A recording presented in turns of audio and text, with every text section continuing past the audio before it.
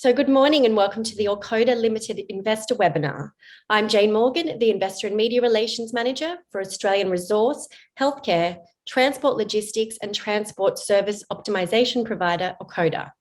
Yesterday, the company released a July highlights presentation. To run you through the presentation, today I am joined by our Managing Director, Jeff Jamieson. Jeff, I'll hand over to you. Thank you very much, Jane, and welcome everybody to this webinar. I'm just going to share my screen now so everybody can see the presentation. The results for July were quite spectacular. So we had some very, very good results for July. Our consolidated revenue was $1.8 million for the month of July. That's unaudited, of course. We had $610,000 in consolidated EBITDA for the month of July, again unaudited, and our receipts from customers was $1.4 million. So our collections are going very, very well from our customers. That resulted in a 625% increase of consolidated revenue over July last year, a 681% increase over consolidated EBITDA from last year, the same period, July 2020, and 635% increase in receipts from customers compared to July 2020. So all up a very, very good result. The other great thing is our growth has been very, very good month on month. And you can see by this graph that in May, our revenue was $1 million, or approximately $1 million, and our EBITDA was approximately $200,000. In June 21, our revenue was $1.4 million, and our EBITDA in June was around $300,000. And then July, we had a very, very good month, $1.8 million in revenue and EBITDA of $600,000. So all up, a fantastic result for the month.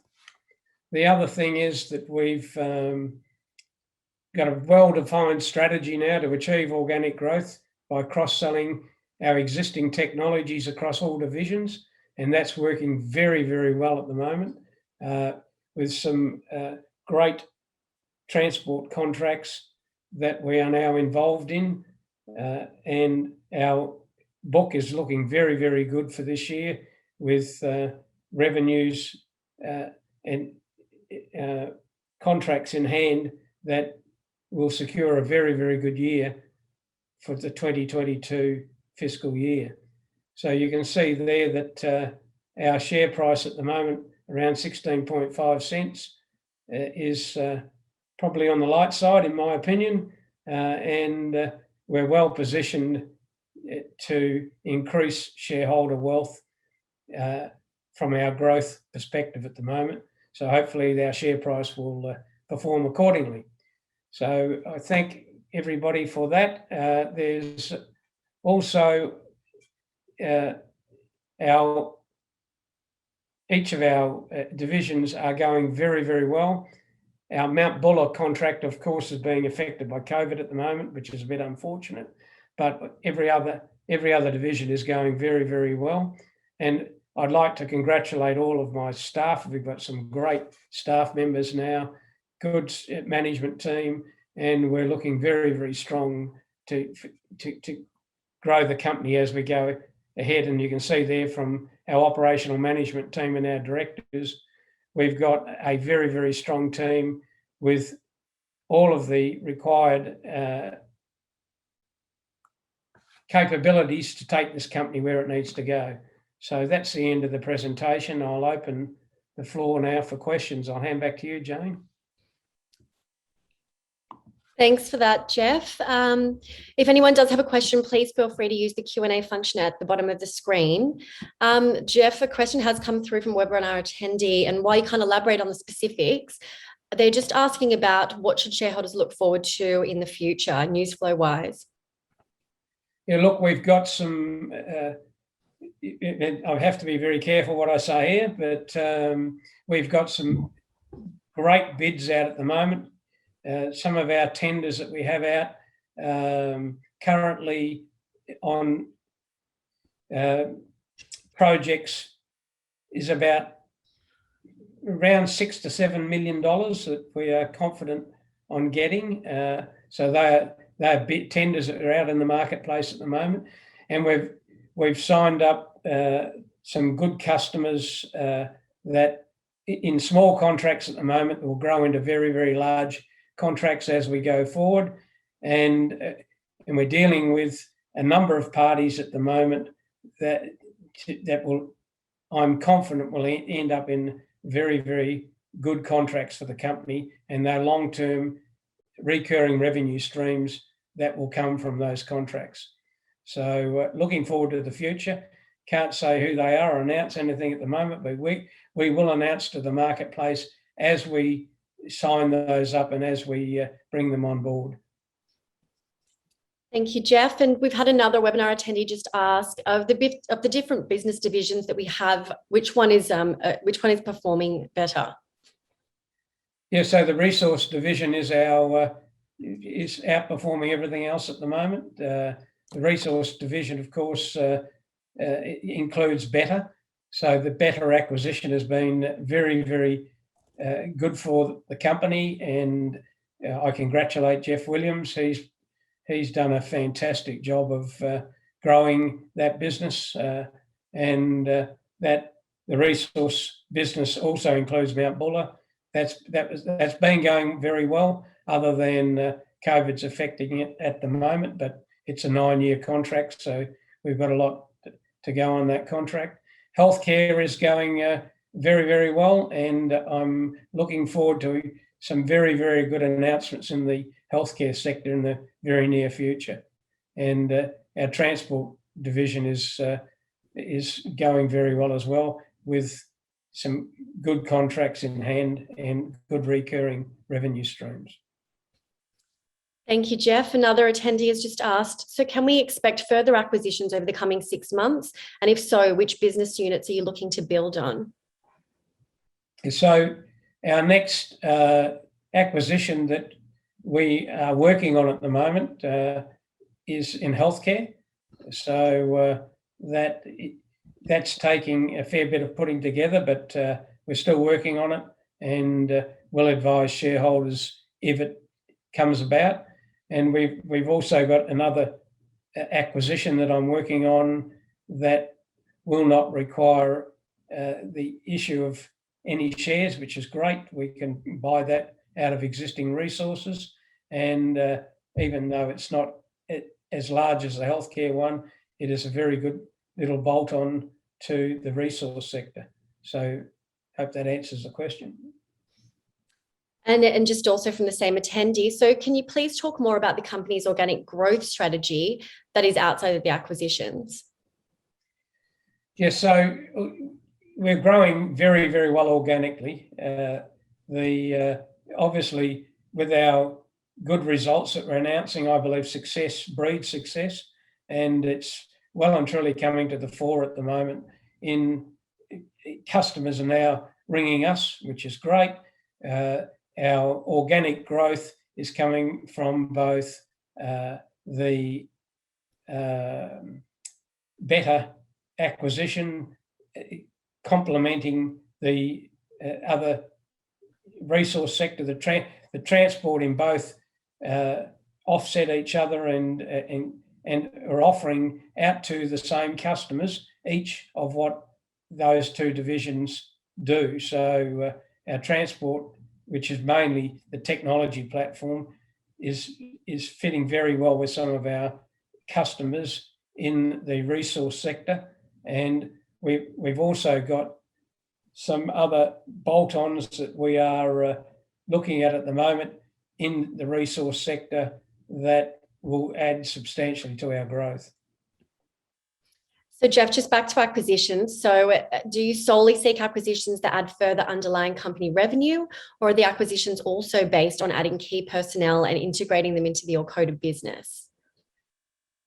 So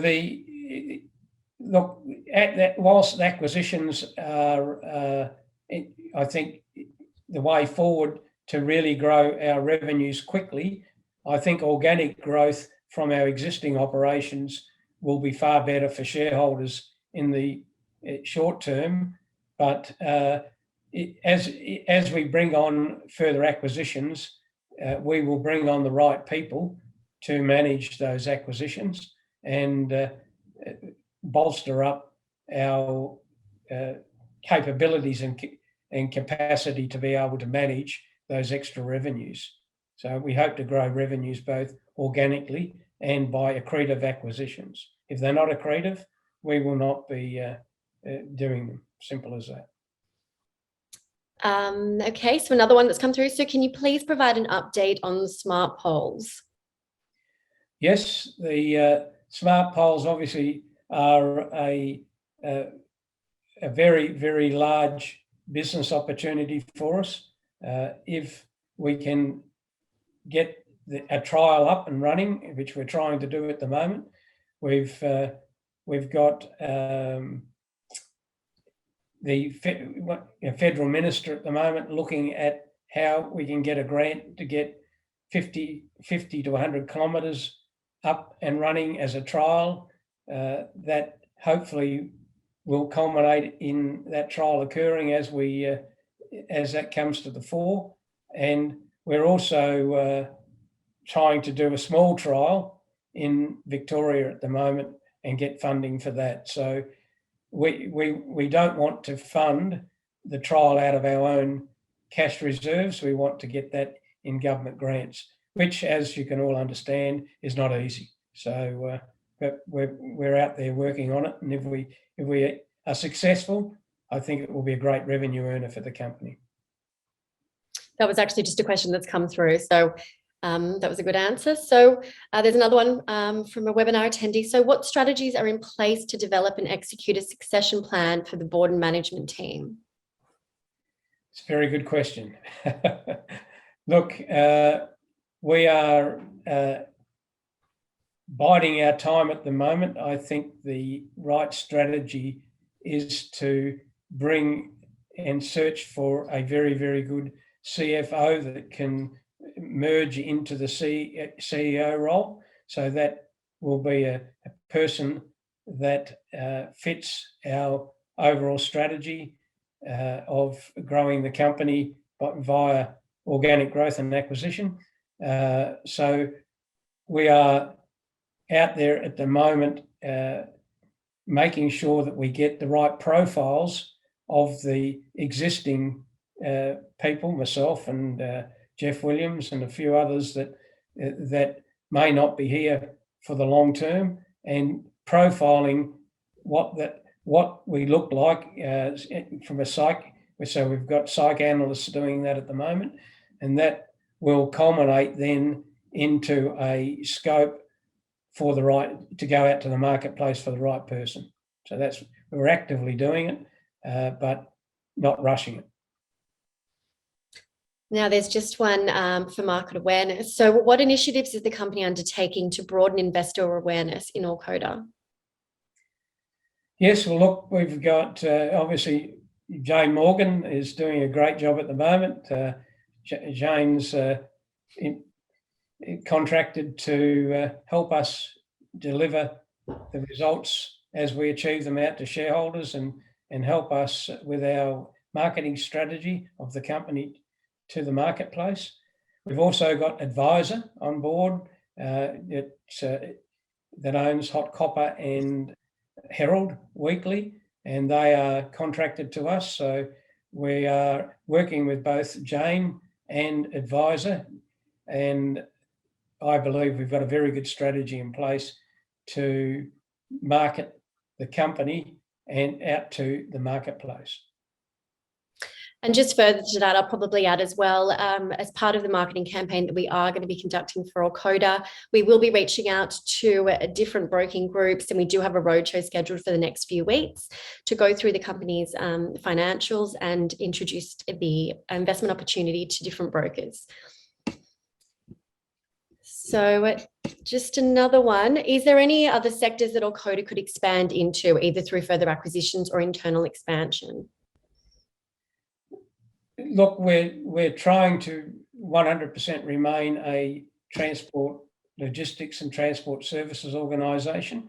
We think that sector has got very, very large growth opportunities into the future. In actual fact, the Queensland government just announced a major initiative on building roads, and that fits right into our services side of our transport business.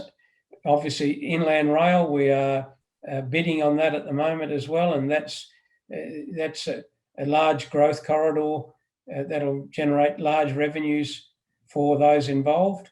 So we think transport logistics, transport services is a very large growth marketplace for the company to be in, and we want to concentrate our acquisitions in that marketplace.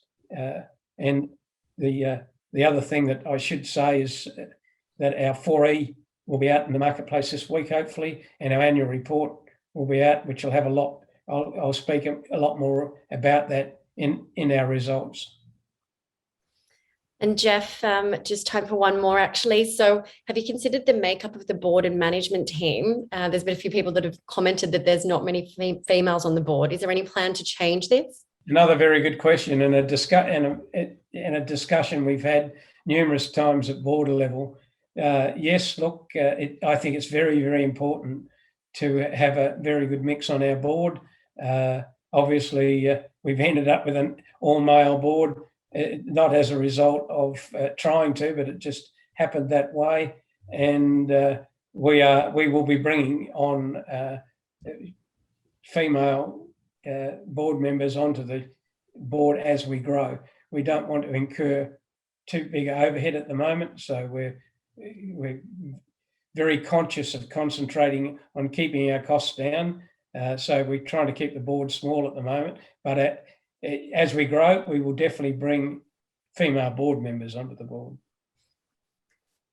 Wonderful. I think that's answered all the questions that have come through. Thank you all for joining us today for the July Highlights Investor Webinar. We will, as Jeff mentioned, we will be putting our results out hopefully this week or next week. So we'll be hosting another webinar, but a copy of this recording will be available online by tomorrow. And if you've got any further questions, please feel free to reach out via the contact details on the bottom of our ASX releases.